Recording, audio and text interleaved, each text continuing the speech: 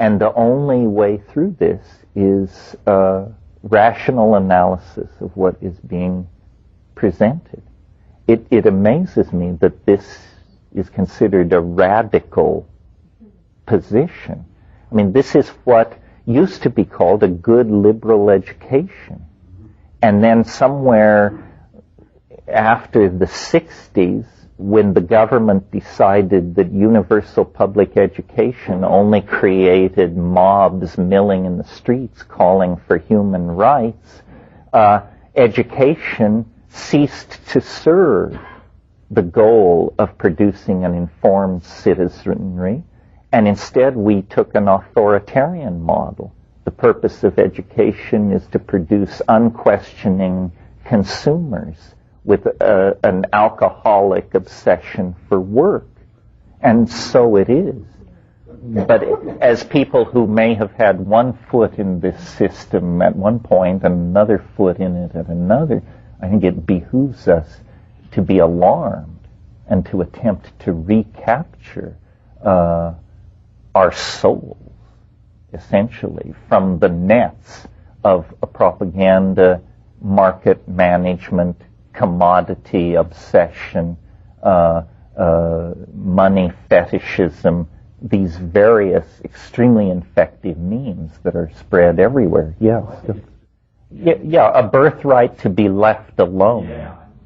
This is why it was interesting, the debate that went on in the first Clinton administration.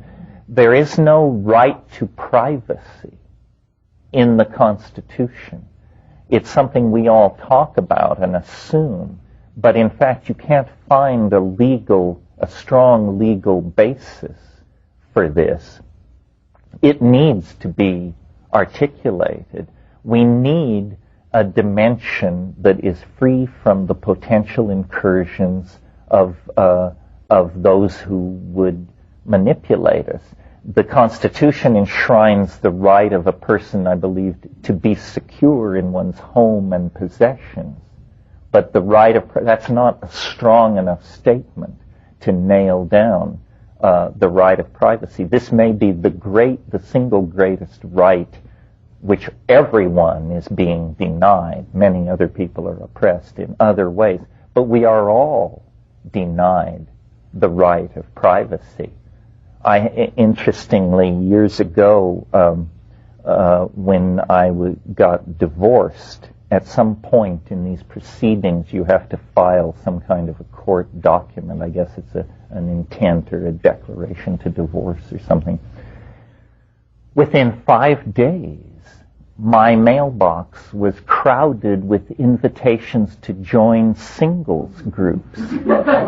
And it was very clear to me that people were going over these court records and getting the names of guys between ages 30 and 50 who were filing for divorce and hitting them before they got home from the courthouse with invitations. And it's insidious that we are accessible to this kind of manipulation and seen as victims. I mean, here's a tremendously private, personal tragedy, but for a whole segment of society, it's not a private, personal tragedy. It's a marketing opportunity. You have pain, we have answers. Yeah, somebody over here. Well, yes, I mean, for example, before drugs were an issue, if we take a subset of the population like white college students, this was without contest one of the most law-abiding subsets of the population.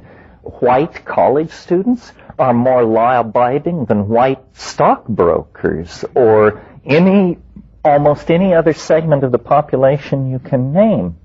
But if you turn cannabis into a Schedule I drug, a felony, suddenly all of these people who never felt inspired to dissent, never felt the heavy hand of the government, are automatically members of a criminal class.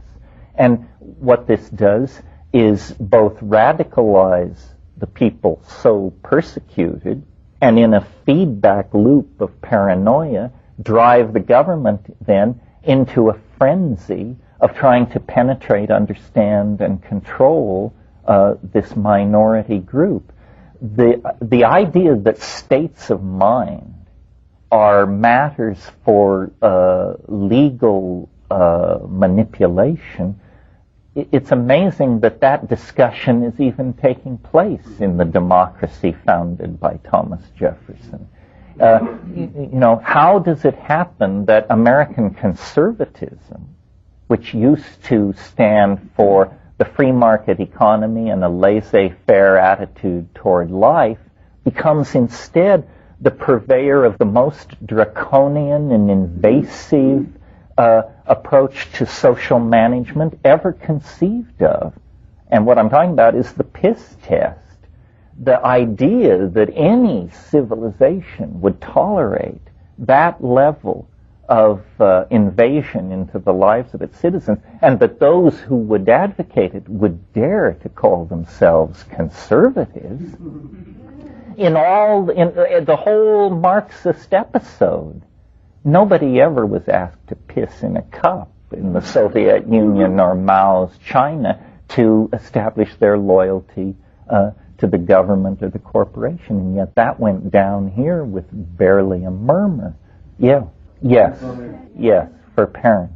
Well, this is a society based on paranoia. I can remember in the 50s when we were being dinned with the evils of communism, they would tell you, finally they would reach for the most outlandish bummer they could imagine, and they said, in Russia, children are encouraged to report on their parents if they criticize the government.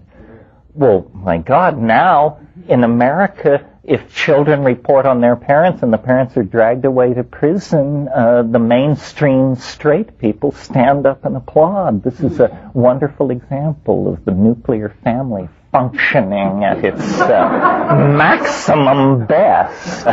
Oh no, there are numerous examples of this. I don't know what to say about this. I don't have any. I despair of right-wing, left-wing political solutions. I think everybody is so corrupted by the agenda of capitalism that it's amazing that we have any rights at all left. And, thank God for Jefferson and thank God for the Constitution. Every time I go to England, it just gives me the absolute willies. I mean, these people have no constitution. If you get into some kind of complicated wrangle in England, the old boys club, guys in powdered wigs in locked rooms decide what happens to you and your fate. And England is not exactly Tajikistan. We tend to think of it as a source of democratic ideals. But in fact, in the absence of a written constitution, it's just what the establishment says the law is, what the establishment says it is. Yeah. Well, first of all, let me say I'm a member in good standing of the ACLU, and they saved my ass in Los Angeles. I don't really see the contradiction. We cannot abandon culture completely. One could. In other words, it's perfectly clear to me that because of psychedelics, if I started eating mushrooms and didn't stop, I would in a day or two have to move up onto the ridge and I would begin to browse on the local flora and in a week or so discard my clothes, and in a year or two my eyebrows would grow down along my face, and I would be like the monk on Cold Mountain. I could do that. You could do that. Once you find psychedelics, there's nothing that stands between you and a complete checkout from your cultural heritage. The only cost to you is the complete abandonment of everything you've ever known and loved. And if you can give that up, these monkish people, these fuzzy people, these people who hang out with dragons in the clouds, you could become one of them.